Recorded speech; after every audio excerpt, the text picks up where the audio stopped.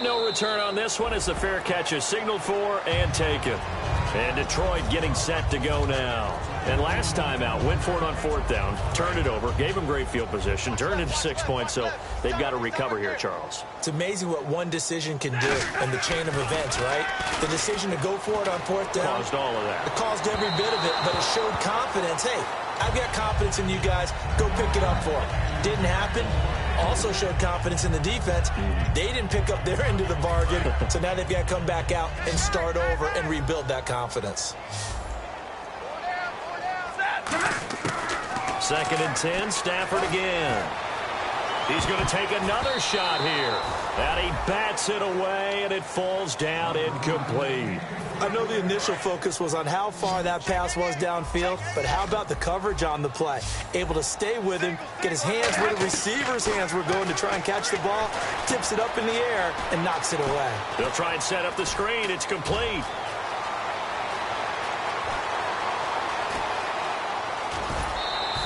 A big play there on the catch and run. 62 yards. A well-executed screen pass means the offensive line has bluffed the defenders. They make them think that they can just get through and get to the quarterback. Instead, they're setting them up. Little screen pass, locked it over them, and now they're in front, and they get downfield for big yardage when they do it right. Pass interference call. Charles, you were a defender. You know how hard it is to defend the pass without committing this penalty. And if they would let them play with a little bit more contact to give the defender a better chance, we wouldn't have nearly as many flags. And Stafford, he is into the end zone. Touchdown, Detroit. Matthew Stafford, his 2nd touchdown of the game, his 3rd on the year. And the Lions are able to cut into this lead.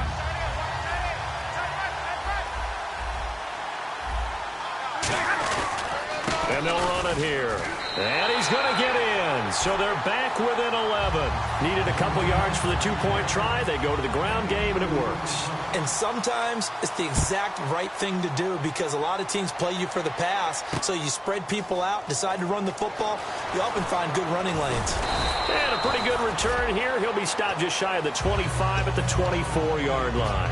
And the Browns offense back out there ready to take over. And they were able to punch it in the end zone last time. They'll be looking to do that again here for the defense. Obviously, they'll be looking to stop them from punching it back in the end zone. It always is punch-counter-punch, isn't it? And which team has the advantage? Well, let's just go back. Last time on offense, they rolled downfield, got into a good rhythm. You can see a little more bounce in and out of the huddle. You can see the sideline really get into the game. So defensively, you're thinking to yourself, how do we take that away from them? How do we get the advantage back? Let's see what they come up with. I think pressure is always the first way to go. You love pressure. I love it. We'll see if they dial it up this drive.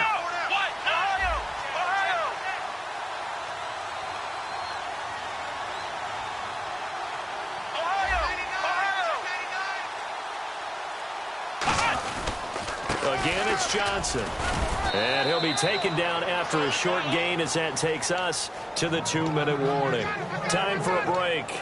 We'll come back to wrap this one up after this.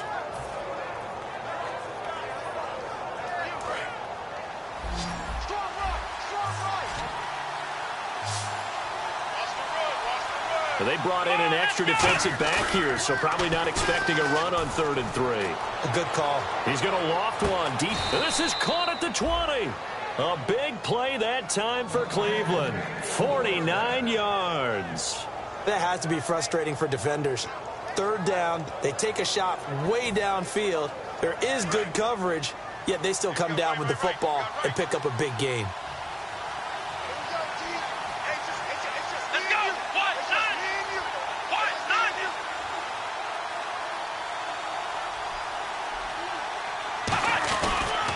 Going to give this time to the tailback. And he stopped immediately there. And play is stopped here. Timeout. It's the defense calling the timeout here. It'll be their 3rd and final timeout, so as they talk things over, we'll step aside.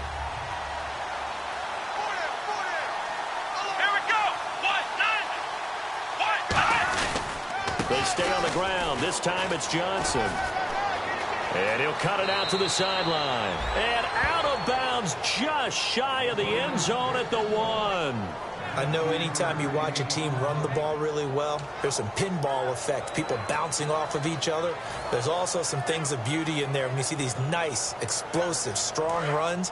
And this guy, he knows how to carry the football really well and continually wants the football.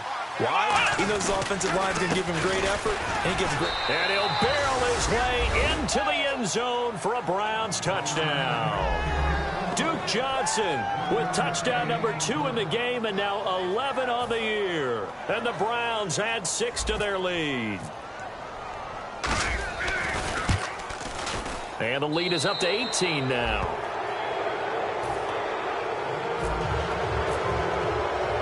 Out is the kickoff unit as they run up and send this one away. That's fielded in the end zone.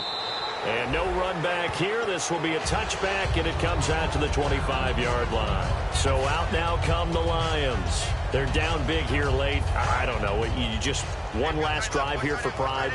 Some people like to do that. I remember playing for a guy once we were down huge, and someone said, "Coach, what do you want to call?" He just waved a hand like, who cares? Let's get out of here. And that's caught inside the 35. And he gets all the way down to the 30-yard line. And at this stage, down in the second half, looks like they just wanted to find a way to get it in the hands of their playmaker, and they did. I think you're exactly right. I don't think the coordinator's looking at his play sheet and trying to figure out which play will work well. He's trying to figure out how to get the ball. He rifles one that's intercepted. A great read, and it's picked off. And he's going to get this one to the 23-yard line. And here are the Browns now as the offense comes back out onto the field. They have the big cushion.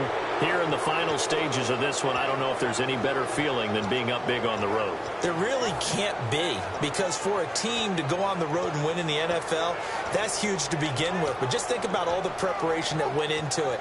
When they first started talking about this game, leading up to it during the week, going on the road, unfamiliar city, obviously, unfamiliar hotel.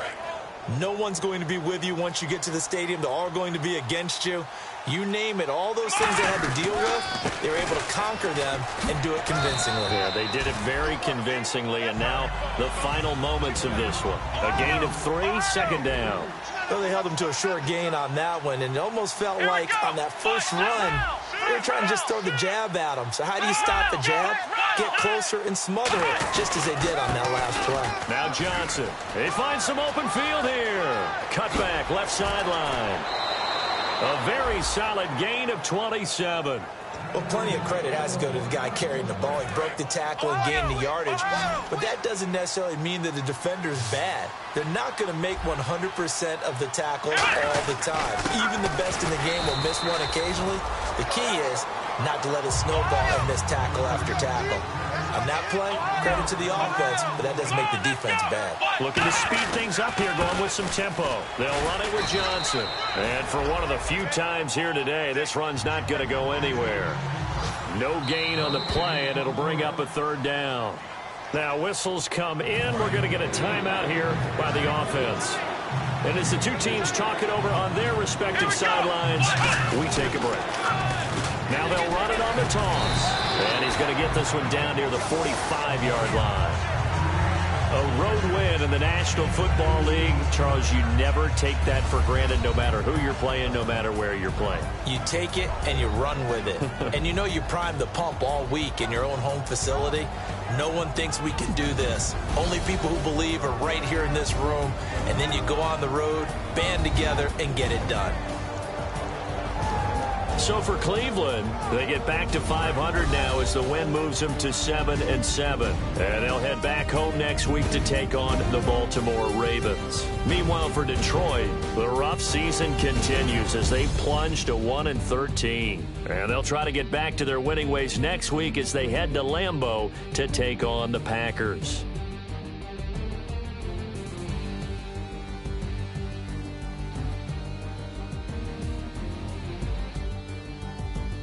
So that'll do it for us. For my partner, Charles Davis, and all the hard-working men and women on our crew, I'm Brandon Gaudin. You've been watching the NFL right here on EA Sports. With that, we say so long, everyone, from Ford Field.